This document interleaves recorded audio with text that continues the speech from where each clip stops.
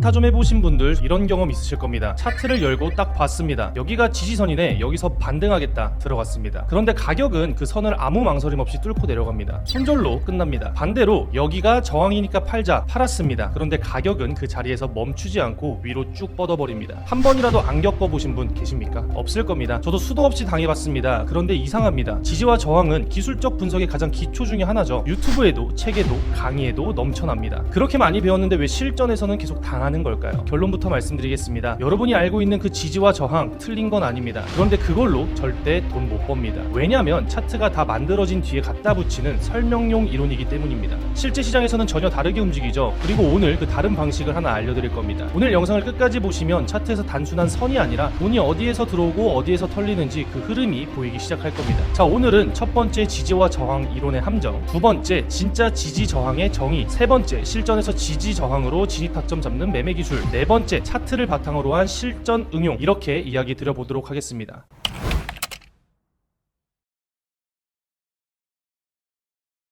자, 먼저 우리가 배운 이론부터 정리하고 넘어가죠. 먼저 지지는 특정 가격대에서 매수세가 강해져 하락이 멈추는 구간이죠. 그리고 저항은 특정 가격대에서 매도세가 강해져 상승이 막히는 구간입니다. 그리고 이 두 가지를 알아야 하는 가장 중요한 이론, 지지선이 뚫리면 저항이 되고 저항이 뚫리면 지지가 된다는 역할 역전의 기능도 있습니다. 많이 들어보셨을 거예요. 이론적으로만 보면 틀린 말은 아닙니다. 하지만 이건 결과가 나온 후에 선을 그을 때만 깔끔하게 들어맞는 이야기입니다. 실전 차트는 이렇게 친절하지 않죠. 선을 살짝 깼다가 다시 올리는 개미털기가 난무하고 선에 닿지도 않고 반등하는 경우도 허다합니다. 저는 오랫동안 이 질문을 붙들고 있었습니다. 그러다 한 가지 결론에 도달했죠. 지금부터 진짜 지지와 저항의 정의에 대해 말씀드려보도록 하겠습니다. 먼저 첫 번째, 지지와 저항은 선이 아닌 영역으로 보셔야 합니다. 왜 지지 구간에선 가격이 튕기고 왜 저항 구간에선 가격이 막힐까요? 단순히 과거의 고점과 저점이었기 때문이 아닙니다. 저항의 경우 그 가격대에서 물린 수만 명의 트레이더들이 지금 이 순간에도 제발 본전만 와라 하며 매도 버튼에 손가락을 올리고 대기하고 있기 때문이고, 지지의 경우 여기까지는 너무 싸다 싶은 마음에 매수 버튼 대기를 하고 있기 때문입니다. 즉 지지와 저항 구간의 정체는 과거의 시장 참여자들이 쌓아놓은 매수 매도 압력의 덩어리죠. 이 덩어리가 클수록 가격이 해당 가격 영역을 뚫기가 힘듭니다. 때문에 이건 하나의 선, 즉 가격으로 보기보다는 어떠한 가격대, 즉 영역으로 보는 것이 타당하다고 생각을 합니다. 두 번째, 세력이 차트에서 가장 장난을 많이 치는 영역이라는 점입니다. 세력은 바보가 아니죠. 수많은 사람들의 욕망이 응집된 이 가격대를 아주 교묘하게 이용을 합니다. 높은 롱빔을 만들었다가 바로 상승분을 회수하는 무빙을 만들기도 하고, 계속해서 특정 가격대를 4번 이상 두드리기만 하는 무빙으로 사람들을 지치게 하기도 합니다. 하지만 이러는 데에는 다 이유가 있죠. 역할 역전, 즉 특정 가격대를 뚫기 위해선 세력조차 엄청난 통행료를 지불해야 하기 때문입니다. 저항 구간에서 1000억 원어치 매도 주문이 쌓였다면 세력은 자기 자본 1000억 원을 실제로 집행해서 그 물량을 전부 받아내야만 가격을 위로 밀 수 있습니다. 세력은 철저한 계산을 통해 돌파 이후 기대 수익이 통행료를 압도할 때만 이 비용을 쓰죠. 때문에 저는 지지와 저항을 대하는 세력의 이 심리를 이용해 진입 타점을 잡습니다. 세력의 심리는 크게 두 가지로 나뉩니다. 첫 번째, 스탑로스 헌팅, 두 번째, 저항의 소진. 하나씩 천천히 말씀드려 볼게요. 자, 스탑로스 헌팅. 세력은 개미들이 지지선 바로 밑에 손절 주문을 걸어둔다는 사실을 이미 알고 있습니다. 그래서 의도적으로 지지선을 순간적으로 깨트려 버립니다. 지지선이 깨지는 순간 대기 중이었던 손절 주문들이 시장가 매도로 한꺼번에 쏟아집니다. 세력은 이 공포 섞인 물량을 매우 낮은 가격에 대량으로 받아내죠. 그 이후 가격은 빠르게 회복되고 손절한 개미들만 남는 구조입니다. 이것이 지지선이 깨졌을 때 무조건 추가 하락을 예단해선 안 되는 이유죠. 물량을 털기 위한 일시적 이탈인지 진짜 추세 전환인지 반드시 구분해야 됩니다. 저의 경우 이때의 판단 기준을 거래 대금과 반등 속도에 조금 두고 있는데요. 거래량이 앞전과 비슷하거나 미미하게 상승을 했는데 가격은 하락하고 있다면 세력이 거의 돈을 쓰지 않고 물량을 팔고 있다는 뜻으로 해석하고 있습니다. 이건 의미 있는 물량 해소가 아니라는 뜻이죠. 그 지지 구간에서의 하방 돌파는 허구일 가능성이 높고 조만간 다시 지지 영역 위로 올라갑니다. 자, 그리고 두 번째는 저항의 소진. 흔히들 저항선을 여러 번 테스트할수록 더 강한 저항이라고 말합니다. 하지만 오히려 정반대죠. 앞서 저항은 사람들이 제발 본전만 오길 기다리는 욕망의 구간이라고 말씀을 드렸죠. 이때 특정 가격대에서 지속적인 저항이 발생한다면 그런 욕망은 조금씩 소진되어 갈 것입니다. 마치 두꺼운 벽을 망치로 두드리는 것과 같죠. 겉은 멀쩡해 보여도 내부는 이미 텅 비어가고 있는 겁니다. 그럼 세력은 이 구간을 뚫고 올라가고 싶을 때 비교적 더 낮은 통행료를 지불하고 수익 실현을 할 수가 있겠죠. 물량이 충분히 소진되면 아니면 어느 순간 아주 적은 거래 대금으로도 가격이 쉽게 뚫려버리기 때문입니다. 따라서 저는 이러한 저항의 소진 특성을 이용합니다. 첫 번째, 두 번째 터치에서는 저항 영역을 강력한 매도 타점 혹은 수익 실현가로 설정합니다. 하지만 그렇게 두드리는 횟수가 많아진다면 오히려 돌파 시나리오를 준비합니다. 앞전 거래량을 잡아먹는 거래량으로 저항 구간을 가격이 돌파할 때 저는 오히려 이때 매수 타점을 잡는 편입니다. 지금부터는 차트를 통해 제가 어떻게 타점을 잡는지 보여드리도록 하겠습니다. 자, 우선 지금 보고 계시는 차트는 비트코인 날봉 차트고요. 제가 앞전에 말씀드렸다시피 역할 역전의 기능이 있다라고 말씀을 드렸죠. 한번 실시간 차트를 보면서 체크해 보도록 하겠습니다. 자, 우선 이 구간을 보면은 저희 경우에는 하나의 선이 아닌 좀 넓은 영역으로 이런 식으로 체크를 합니다. 왜냐하면 이전에 저항을 받았던 구간들도 있고 하단에는 또 지지를 받았던 구간들이 있기 때문에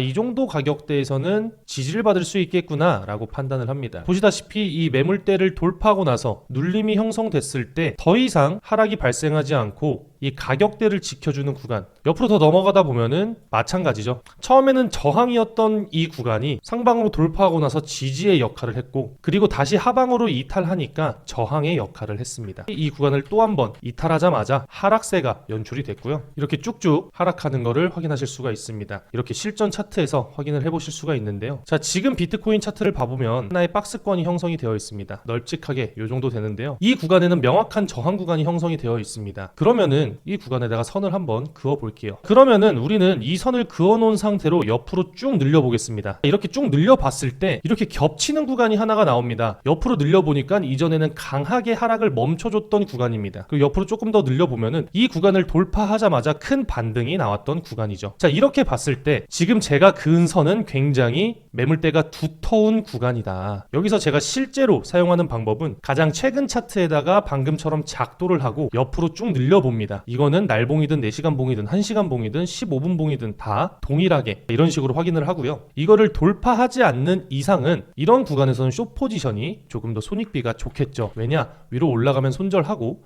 아래로는 먹을 구간이 많으니까 박스권 하단까지 지켜볼 수 있으니까 손익비가 더 좋을 수밖에 없습니다. 자, 그럼 이 구간을 돌파하게 된다면 과연 어디까지 올라갈까? 일단 만약에 마감봉 기준으로 이 저항 라인을 돌파하게 된다면 이전에 올라가려고 했었던 자리 하락 후 지지를 해줬고 단기 박스권이 만들어줬던 이 매물대의 상단선까지는 올라갈 수 있겠구나. 이 구간은 약 79K구나. 그러면은 사실상 사람들의 심리를 파악해 봤을 때 이렇게 딱딱 끊기는 구간 80K나 90K가 되겠죠. 이런 구간에는 또 심리적 저항이 작동을 합니다. 자, 그러면은 이 구간에 체크를 해놓고 만약에 이걸 돌파했을 시에는 지지 받는 걸 확인하고 다시 한번 여기서는 롱 포지션을 구축하면서 포지션 계획을 잡을 수가 있겠죠. 자, 그러면 만약에 또 이 구간을 돌파하면 어떻게 되느냐, 줄여서 보게 되면은 여기에 또 하나의 박스권이 형성된 걸 확인하실 수가 있죠. 80K 가격대를 돌파하게 된다면은 82K나 84K 구간까지는 추가 상승이 있을 수도 있겠구나 라고 판단을 할 수가 있는 겁니다. 이렇게 들으면은 이렇게 생각하실 수도 있습니다. 뭐야, 생각보다 별거 없네. 이 정도면 나도 할 수 있어.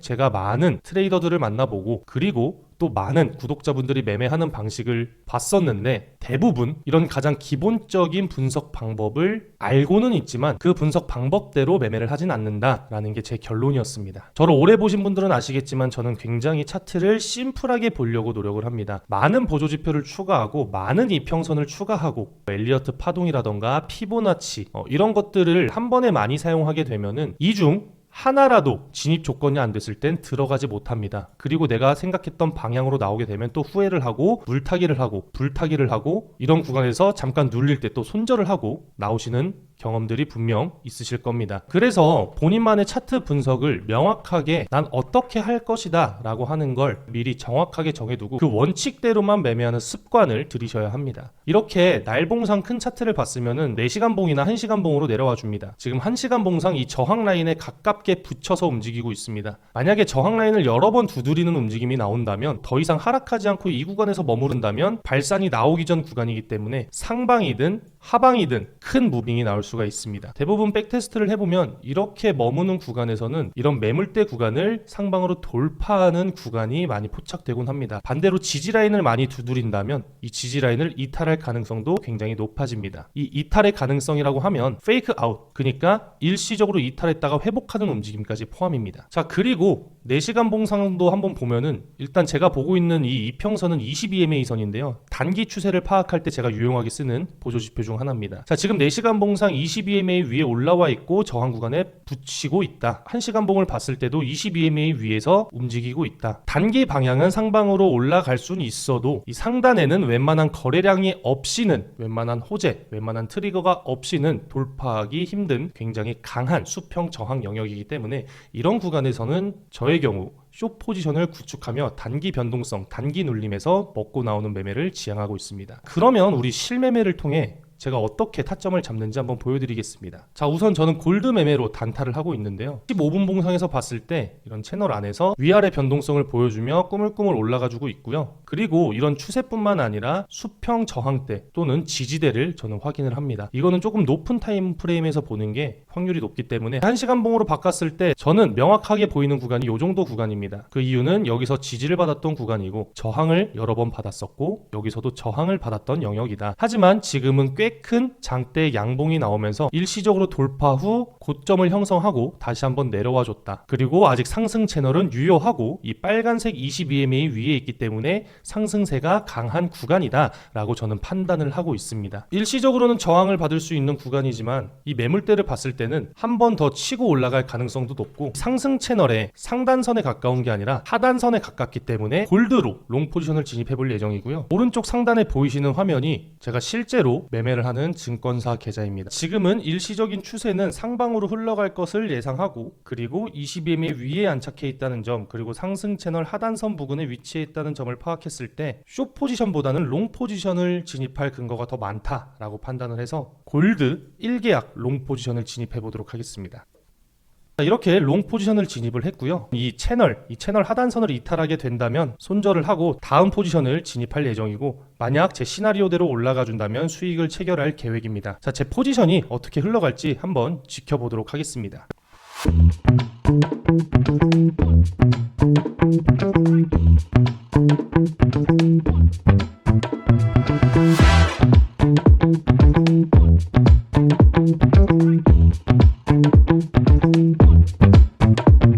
네, 현재 채널 중단선까지 상승을 하면서 포지션은 800불가량 수익 중인 걸 확인하실 수가 있습니다. 초단타로 접근했기 때문에 일시적 반등 구간에서 포지션을 수익 실현하고 나오도록 하겠습니다. 자, 이렇게 800불가량 수익을 실현했고요. 잔고가 늘어난 걸 확인하실 수가 있습니다. 자, 이렇게 제가 어떻게 실전 차트에서 차트 분석을 하는지 어떻게 진입 타점을 잡는지 실시간으로 다 보여드렸고요. 이런 손매매뿐만 아니라 저는 시스템 트레이딩까지 진행하고 있습니다. 인간이 할 수 없는 영역을 시스템이 보완을 해주고 인간의 관점과 분석을 융합해 훨씬 더 안정적으로 트레이딩을 진행하고 있고요. 저뿐만 아니라 저와 같이 이 시스템 트레이딩을 하시는 구독자분들 또한 하루하루 안정적으로 트레이딩을 진행하시면서 좋은 소식을 들려주고 계십니다. 자, 정리해봅시다. 지지와 저항은 선이 아닙니다. 시장 참여자들이 만들어낸 영역입니다. 세력은 바로 이 영역에서 본인의 거대한 통행료를 조금이라도 줄이기 위해 지지선 아래의 손절 물량을 터뜨려 싸게 매수하거나 저항 구간의 물량을 반복 터치로 소진시킨 뒤에 적은 비용으로 돌파를 집행하는 방법을 씁니다. 그리고 그 모든 판단의 근거는 결국 하나, 거래 대금입니다. 세력이 실제로 돈을 썼는지가 진짜와 가짜를 가르는 기준입니다. 지금 차트를 열어보세요. 이 영상의 내용을 모두 이해했다면 여러분은 이미 차트를 그림이 아니라 전장으로 보이기 시작할 겁니다. 다음 영상에서도 현실적이고 구체적인 내용으로 찾아뵙도록 하겠습니다. 구독과 좋아요 부탁드리겠습니다. 감사합니다.